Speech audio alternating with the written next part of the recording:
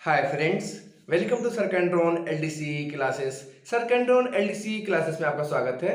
हम लोग previous video में डिस्कस किए थे नरेशन पार्ट 1 में कि रिपोर्टिंग वर्ब क्या होता है, रिपोर्टेड स्पीच क्या होता है, सब्जेक्ट क्या है, ऑब्जेक्ट क्या है, वर्ब ऑफ रिपोर्टेड स्पीच क्या है।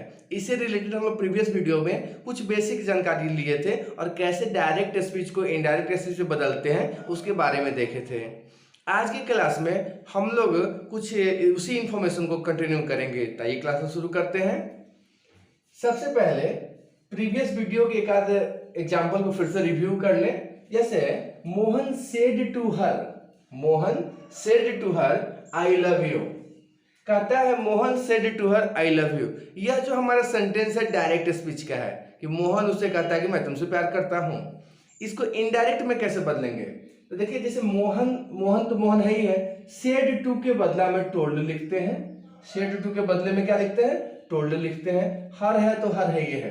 यहाँ जो है इन्वर्टेड कॉमा होता है, इस इन्वर्टेड कॉमा के बदले में डैट लिखा जाता है। ठीक है।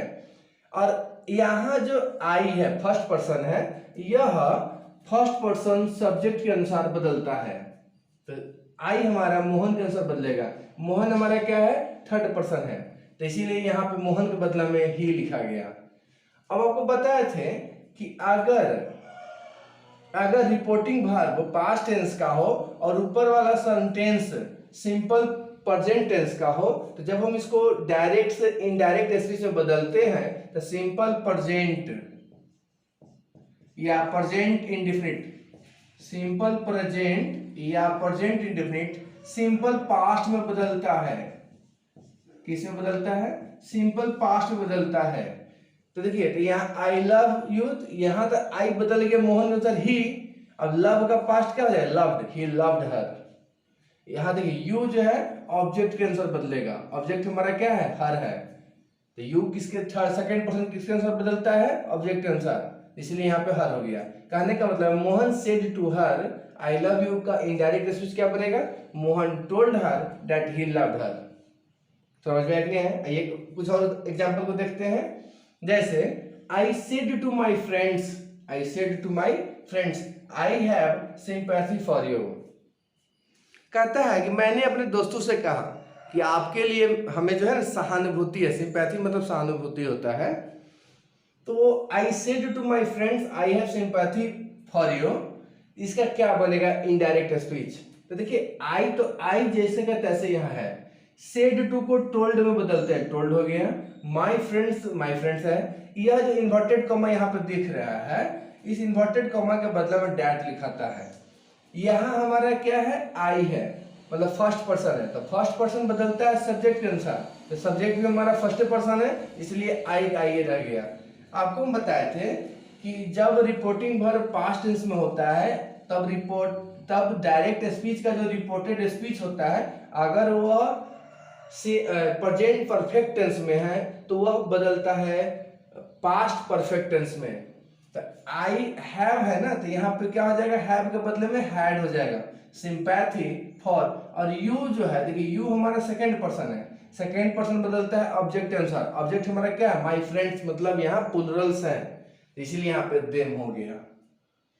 कहने का मतलब है I said to my friends I have sympathy for you का इनडायरेक्ट स्पीच बनेगा I told my friends that I had sympathy for them. देखिए, इसमें कुछ एक्सेप्शंस भी होते हैं, उसको आइए थोड़ा देख लेते हैं। कहता है अगर इन्वर्टेड कॉमा के भीतर कोई ऐसा कथन हो जो चिरंतन सत्य हो या सिद्धांत यूनिवर्सल ट्रुथ हो, रिपोर्टिंग वर्ब के पास्ट में होने पर भी रिपोर्टेड स्पीच के वर्ब में कोई परिवर्तन नहीं होता है। समझिए इस पॉइंट को। जैसे हम आपको बताए हैं कि जब रिपोर्टिंग वर्ब पास्ट टेंस में होता है तब जो है ना, उसके जब इनडायरेक्ट स्पीच में बदलते हैं डायरेक्ट को, तो उसका वर्ब जो है टेंस जो है बदलता है। जैसे यहाँ रिपोर्टिंग वर्ब क्या है? पास्ट में था, तो जब हम इसको इनडायरेक्ट में बदले हैं तो यहाँ इसका वर्ब टेंस क्या हो? बदला है। टेंस बदला है, वर्ब बदला है। लेकिन कहता है कि जब कोई अगर इन्वर्टेड कॉमा के अंदर यूनिवर्सल ट्रूथ हो, जैसे सूर्य का पूरब में उगना, पृथ्वी का घूमना, ये सब क्या है, यूनिवर्सल ट्रुथ है जो फिक्स है। 2:4 होता है, 2 + 2 4 होता है, यह सब फिक्स है। तो अगर इस तरह के कोई कथन हो, स्टेटमेंट हो, सिद्धांत हो, तो उस कंडीशन में हमारा जो होता है ना, अगर ये रिपोर्टिंग वर्ब पास्ट टेंस में भी है तो उसके टेंस में जो है उसके बाद में कोई परिवर्तन नहीं होता, उसके टेंस में परिवर्तन नहीं होता। कहने का मतलब जैसा डायरेक्ट स्पीच में रहेगा वैसा ही क्या हो जाता है, इनडायरेक्ट स्पीच में भी वैसा ही रहता है। आइए देखते हैं, जैसे he said the earth is round, he said the earth is round, वह कहता है पृथ्वी गोल है, वह कहता है पृथ्वी गोल है, he said the earth is round। तो इसका इनडायरेक्ट स्पीच क्या बनेगा, he said that the earth is round। देखिए अब यहाँ पे कहिएगा कि यहाँ said है तो said ही क्यों लिख दिए हैं, तो देखिए said के बाद अगर कोई ऑब्जेक्ट होता है तब यह said told में बदलता है। अगर said के बाद कोई ऑब्जेक्ट नहीं है तो said का said ही लिख दीजिए, से का से ही रहने दीजिए, सेज का सेज ही रहने दीजिए। समझ में ना क्या कर रहे हैं। जैसे यहाँ देखिए said के बाद यहाँ ऑब्जेक्ट है इसीलिए said to को हम told में बदले हैं। यहाँ said के बाद कोई ऑब्जेक्ट नहीं है इसीलिए said ही रह गया, ठीक है ना। कहने का मतलब है said के बाद कोई ऑब्जेक्ट रहेगा, ठीक है ना, से के बाद कोई ऑब्जेक्ट रहेगा, सेज के बाद कोई ऑब्जेक्ट रहेगा, तभी वो टोल्ड टेल्स टेल में बदलेगा। अगर ऑब्जेक्ट नहीं है तो नहीं बदलेगा। जैसे यहाँ सेड टू के बाद क्या है, सेड टू के बाद यहाँ माय फ्रेंड्स ऑब्जेक्ट है इसीलिए यहाँ टोल्ड हुआ है, लेकिन यहाँ सेड के बाद क्या है, ऑब्जेक्ट नहीं है इसलिए सेड का सेड रह गया। तो देखिए यहाँ ही सेड, इन्वर्टेड के बदला में दैट लगता है, तो he said that the earth is round. यहाँ भी द अर्थ इज राउंड है, यहाँ भी द अर्थ इज राउंड है, मतलब जैसा यहाँ डायरेक्ट में था वैसा ही इनडायरेक्ट में लिख दिए, इसमें कोई परिवर्तन नहीं हुआ है। अगर मान लीजिए अगर ही सेड टू मी रहता, यहाँ सेड के बाद क्या है, ऑब्जेक्ट आ रहा है that the earth is round, तब इसका हम इनडायरेक्ट स्पीच क्या बनाते हैं, तो ही रहेगा ही, सेड टू को टोल्ड में बदल देंगे। यही सेड के बाद ऑब्जेक्ट आएगा तो उस टोल्ड में बदलेगा। He said to me the earth is round का क्या हो जाएगा, he told me that the earth is round. कहने का मतलब है कि यूनिवर्सल ट्रुथ अगर इन्वर्टेड कॉमा के बीच में है, ठीक है ना, वैसा स्टेटमेंट जो फिक्स है अगर इन्वर्टेड कॉमा के बीच में है, जब उसको हम इनडायरेक्ट स्पीच में बदलेंगे तो यथावत रहता है, उसमें कोई चेंजिंग नहीं होता है। आइए कुछ और देखते हैं।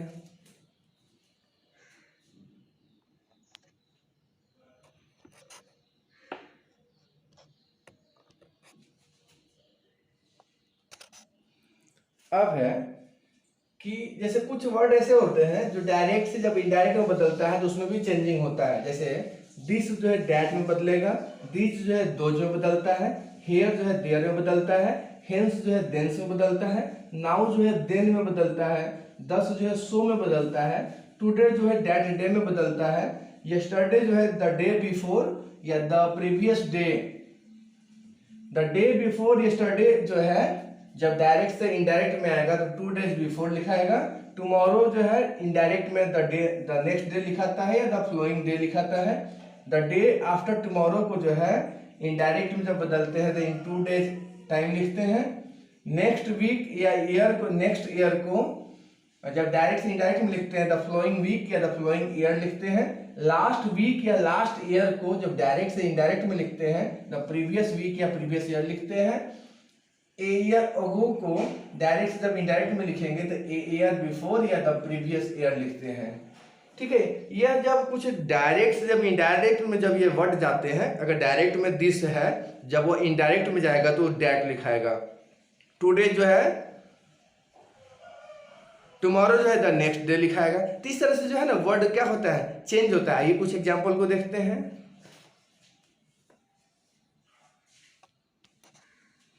अब जैसे देख लीजिए एग्जांपल लेते हैं, जैसे he said I will do it tomorrow, he said I will do it tomorrow, यह डायरेक्ट स्पीच है। अब इसको इनडायरेक्ट में कैसे बदलेंगे, देखिए ही तो ही रह ही गया, सेड का सेड ही रहने दिए। क्यों रहने दिए सेड का सेड, क्योंकि सेड के बाद कोई ऑब्जेक्ट नहीं है, ऑब्जेक्ट रहने के बाद ही टोल्ड में बदलता। आई यहाँ पे इन्वर्टेड कॉमा में है तो आई जब फर्स्ट पर्सन के अनुसार बदलता है या फर्स्ट यहाँ आई जब सब्जेक्ट के अनुसार बदलता है, आई किसके अनुसार बदलेगा, सब्जेक्ट के अनुसार। सब्जेक्ट हमारा क्या है, ही है। इसलिए यहाँ ही हो गया। आपको बताया था कि विल जो है वुड में बदलता है, शैल शुड में बदलता है, तो विल जो है वुड में बदल गया। डू इट रहिए गया। टुमारो को जो है क्या बताए हैं, द नेक्स्ट डे लिखाता है। टुमारो किस में बदलता है, द नेक्स्ट डे में। इसका मतलब हो गया he said I will do it tomorrow का क्या बनेगा, he said that he would do it the next day. यह डायरेक्ट स्पीच हो गया या इनडायरेक्ट हो गया। अगर हम इसी को ऐसे लिख दें, he said to me I will do it tomorrow, क्या लिख रहे हैं, सेड के बाद यहाँ ऑब्जेक्ट आ गया, तो जब ही ऑब्जेक्ट आ जाएगा तो ही सेड टू के बदले में क्या लिख देंगे, told. He told me that, inverted comma का बदला में दैट आता है, ही टोल्ड मी दैट। आई हमारा यहाँ फर्स्ट पर्सन है, तो ये सब्जेक्ट है, उसे बदलेगा, सब्जेक्ट हमारा ही है तो ही रह गया। विल जो है वुड में बदलता है, डू इट रह गया, टुमारो बदल गया द नेक्स्ट डे में। कहने का मतलब है he said to me I will do it tomorrow, he told me that he would do it the next day, ऐसे बदलता है। देखिए बहुत सारे लोग कहते हैं कि सेड के बाद अगर कोई ये नहीं है, क्या बोलते हैं, ऑब्जेक्ट नहीं है तो सेड ही रह जाएगा, से ही रह जाएगा। अब बहुत सारे ये जो लर्नर्स है वो बताते हैं कि देखिए जब कोई आदमी कहता है तो किसी न किसी को कहेगा। जैसे आई सेड हम बोल रहे हैं या आई से बोल रहे हैं तो हम किसी न किसी को बोल रहे हैं, तो स्वाभाविक है कि वहाँ हमारा ऑब्जेक्ट क्या है, हिडन है, छुपा हुआ है, ठीक है ना। तो आप सेड का सेड लिखिए या टोल्ड भी लिखिएगा तो गलत नहीं है, ठीक है। यह कुछ बेसिक इन्फॉर्मेशन है नरेशन के बारे में, और यह काफ़ी है, इतना इन्फॉर्मेशन काफ़ी है आपके एग्जाम पॉइंट ऑफ व्यू से। चूंकि ये जो डिपार्टमेंटल जो एग्जाम्स होते हैं रेलवेज के, इसमें डीप इंग्लिश ग्रामर नहीं पूछा जाता है, आपको बेसिक इन्फॉर्मेशन पूछ देगा, ठीक है।